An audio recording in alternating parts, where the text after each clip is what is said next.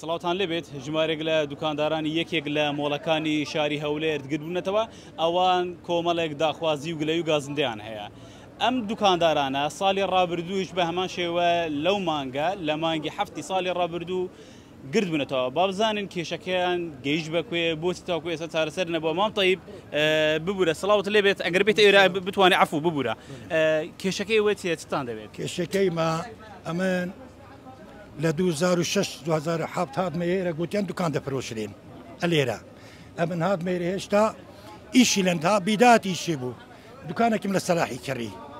بە ملک لێم کڕی گوتی ئەوە ماڵی منە دەفرۆشم بە ملک بە چییە مانگانندێک پارەی دەدەی و 30,000 دیناریش دەدەی پارەی خزمەتگوزاری دەگەی کە دوکانەکە ساڵێک زیاتر پێش و خلاص هاتمەناو دوکانەکە ئیشم کرد ئەو ڕۆنە سبەی هەموو مانگیە 285 دلار پارەی لە من وەرگرتیە لۆ وڵای هێشتا خلاص نەبووە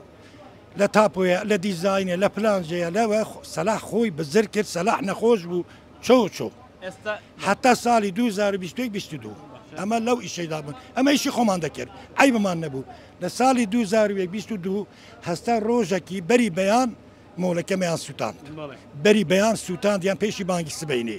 لەو شەوەی کە سووتاندیان ئەوانەی کە حرەسەکانی دەورەی مۆڵێن هەمویان ئیزندا بوون گوتیان بە هەمووتان ئیجازەنە بەس یەکێک ببینی ئەوش لە دەرێبی بزانە و فێلەی بەری بەیان سووتاندیان ئەو مۆڵە هەمووی بەسەرێکدا ڕوخە ئەسل و ئەساسی نەما. ئێستا مام تەیب ئێستا ئێوە چتان دەوێت دەتانوێت چتان بۆ بکرێت؟ بەمەیان گوت ئەمە داوا لە سەمە نووسن ئەمە ئەو مۆڵەی نوێ دەکەینەوە هەمووی دەگۆڕین تەعویزەکەین گۆ دەدەینەوە بە ئەمە زەرەر نەکەین هیچ ئەو زانیمان مساتەحەیە کە زانیمان مساتەحەیە لەبەر هێندێ سووتاندی ماوەی بەسەر چی و مساتەحەی بەرەو خەلازبوون دەڕۆ سووتاندی هەتا حکومەت یەک زەریبەی لێ وەرنەگری دووەم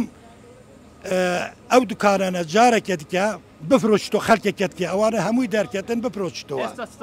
ئێستا دەمانەوێت ئەو مۆڵە ئاوادان ببیتەوە مۆڵێکی خۆشە جێکی باشە جێکی جوانە جێ کەسابەتە دەمانەوێت هیچ یەک بای دەفلیسی بازاری لەو بازارەی نەمایە هیچ ئەوە خەڵکێکی هەموو لێرەیە دەمانەوێت ئەو مۆڵە ئاوادان ببیتە دوکاندارەکان هەموو بگەڕێنەوە سەر ئیشی خۆی داوامە لە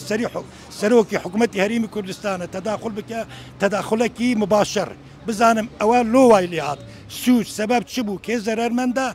و کێ قازانجمەندە ئەوەنداوان دەوێت. زۆر بەڵێ ئەوان ئێستا کۆنگرێکی ڕۆژنەمەوانیان هەیە قسە بۆ میدیاکان دەکەن ژمارەیان ئەو دوکاندارە نزیکەی 130 دوکان دارە بەڵامانەی هاتوونەتە ئێرە کە نوێنەراتی هەمووان دەکەن 40 بۆ 50 کەسن تاوەکو ئێستا کە ساڵی ڕابردووش گربوونەتەوە وەک خۆیان دەڵێن بازارەکەیان بەتاڵە و هیچ شتێکی لێ نییە.